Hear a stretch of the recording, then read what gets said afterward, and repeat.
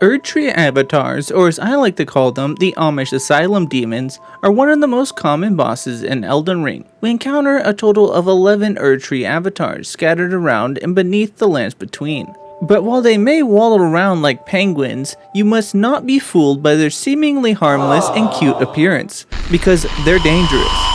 They are the guardians of the Erdtree and awoke simultaneously upon the shattering of the Elden Ring, and their ultimate goal is to protect the miners. The minor Erdtrees.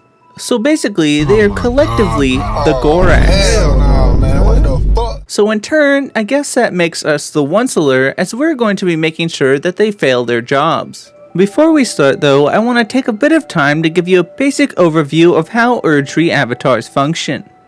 Erdtree Avatars have two main kind of attacks. Physical attacks with their staff or stomp attack, and holy attacks with their Erdtree slam or holy ground. While fighting them, you'll want to stay away from holy or bleed weapons because they're highly resistant to holy damage and completely immune to bleed damage because obviously, what were you expecting? So what should you use? Well, if you use your brain, then you'll remember that these guys are just stumpy trees with an attitude problem. So fire is as effective as you might expect. Which is very, but that's enough background information about the Erdtree Avatars for now. Our first Erdtree Avatar is not found in Limgrave, but down south in the Weeping Peninsula.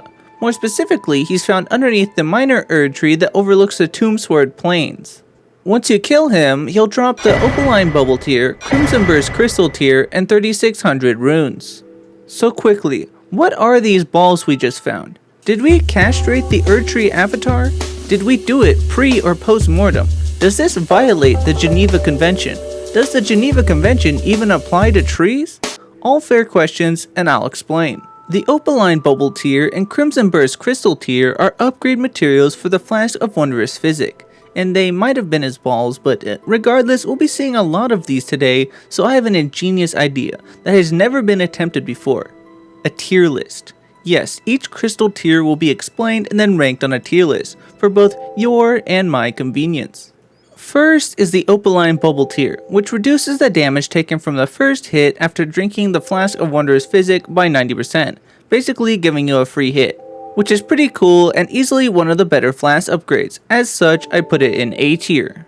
The other crystal tier that our first Erdtree Avatar drops is the Crimson Burst Crystal Tier, which regenerates 7 HP per second for 3 minutes, for a total of 1260 HP, which is cool in the early game, but not so much later on.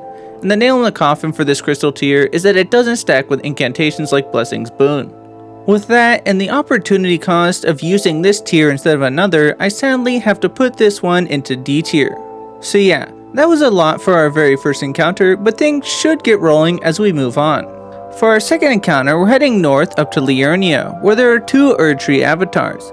The first one is found in the southern minor Erdtree, near the converted tower. Once defeated, he drops the Cerulean Crystal Tier, Ruptured Crystal Tier, and 5800 runes. Now to rank the crystal tiers. First is the Cerulean Crystal Tier, with the mind-blowing effect of restoring 50% of your FP when you use your Flask of Wondrous Physic. And yeah, this is just straight dog shit, and going into F tier immediately, this thing's so bad. Second is the Ruptured Crystal Tier, which causes a delayed explosion when you use your Flask of Wondrous Physic. So I guess you can roleplay as a Muslim? Allahu Akbar! I don't know. This one's going a bit higher up at D tier because while it's ass, at least it's a bit funny. That last Erdtree Avatar dropped some rather underwhelming stuff. But we have another Erdtree Avatar found in Liurnia, under the northern minor Erdtree. We find our next Erdtree Avatar, surrounded by unwashed degenerate creatures that I suggest that you euthanize before fighting the big boss. After he is defeated, you'll receive the Holy Shrouding Crack Tier, Lightning Shrouding Crack Tier, Magic Shrouding Crack Tier, and another 5800 runes. I don't think that I really need to tell anyone how good the Shrouding Crack Tiers really are, but I will anyways. Each of the Holy, Lightning, and Magic Shroud Crack Tiers each increase your damage done by 20% according to the respective elements. And add the fact that unlike the Scorpion Charms, they have no drawbacks at all, I have to put all of these in S tier. At this point, things might seem rather simple. We got trees running around with stubby legs that have balls that we want. But let me ask this, what if the trees had AIDS? Well, that's what's going on in Caelid, which is where we're going next. We find our first putrid avatar in Caelid, under the eastern minor Erdtree, near the minor Erdtree catacombs. And I mean, shout out Miyazaki for that naming genius right there. Before speaking on this encounter in particular, I want to explain the difference between an Erdtree avatar and a putrid avatar. Putrid avatars are Erdtree avatars that become infected with the scarlet rot. As such, while they share most of the same attacks as their non-infected brethren, they have a unique version of Ground Slam that doesn't do holy damage and instead squirts out a scarlet rot discharge which does heavy damage. So you might be thinking that the putrid avatars are just more powerful versions of their non-infected brethren, but no. Thanks to the rot, they are now inherently extremely weak to fire damage, like the Vietnamese. Well, back to the Magic Johnson avatar. When he's defeated, he drops the Green Burst Crystal tier, Flame Shot and Crack tier, and 9600 runes. So the Green Burst Crystal tier, unlike the Crimson Burst Crystal tier, is actually good, because its increase to stamina regen rate is always appreciated, and because of that, it's going in the A tier. In regards to the Flame Shot and Crack tier, it's going straight in the S tier. If you want to know why, then first I'd recommend you speaking to your doctor, then I'd refer you back to like 3 paragraphs ago.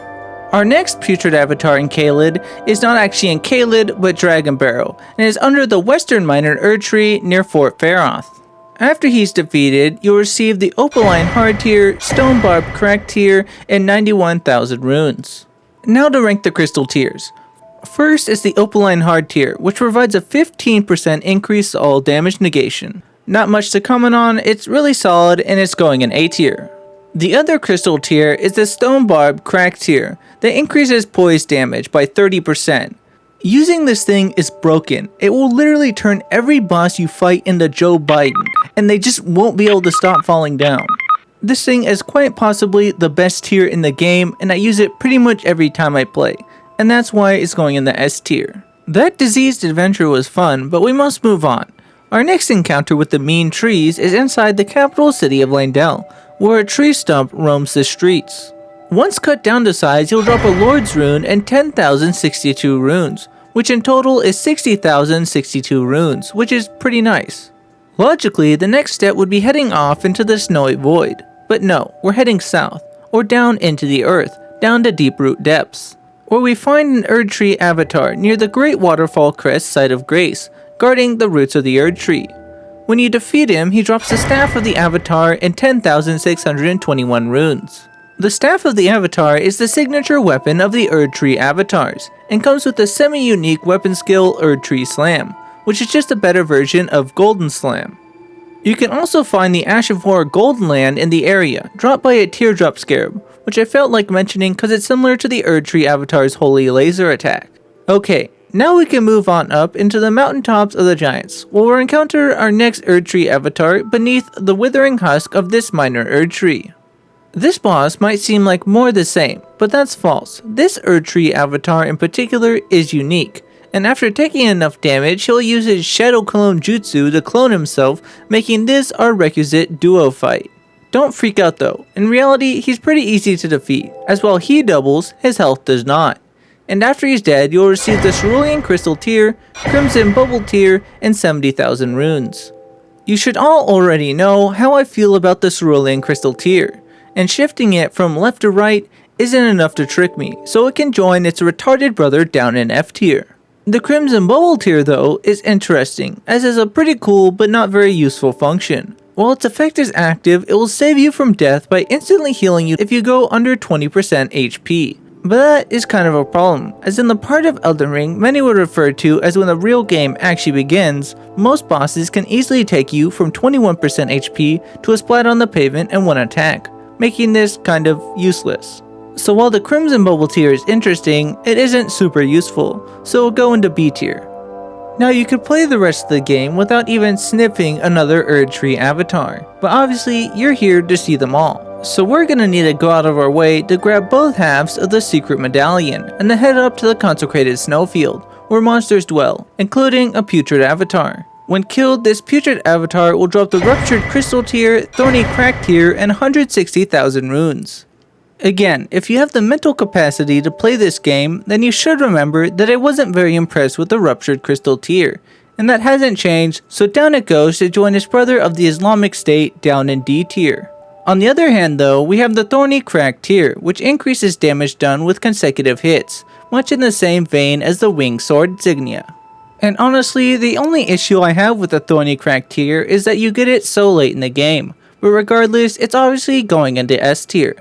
Now finally, we're at the end, with only 2 encounters left, and they're both putrid avatars found in Miquella's Erdtree. The first is found waddling back and forth along this walkway, and once defeated, he drops the Rotten Staff and 27,090 runes. The Rotten Staff is the signature weapon of the putrid avatars, and has an identical moveset to the Staff of the Avatar, but can inflict Scarlet Rot buildup, so it's pretty cool. The other putrid avatar is standing just over here, in front of the entrance to the inner wall, flanked by 2 Erdtree Knights. This fight is the hardest in the game, which I guess is fitting seeing that it's the last, but yeah, this fight sucks. Once he and his consortium of dipshits are defeated, he'll drop a Lord's Rune and 27,090 runes, which in total is 77,090 runes. With that, we're done. The entirety of the Tree Defense Force has been defeated. Before I go, I want to ask you all what you guys like to see from me in the future. I already have some stuff lined up, but if there's something you guys would like to see, then I could fast track that. Other than that, I want to thank you all for watching and ask you to subscribe if you'd like to see more. Have a great rest of your day. Peace.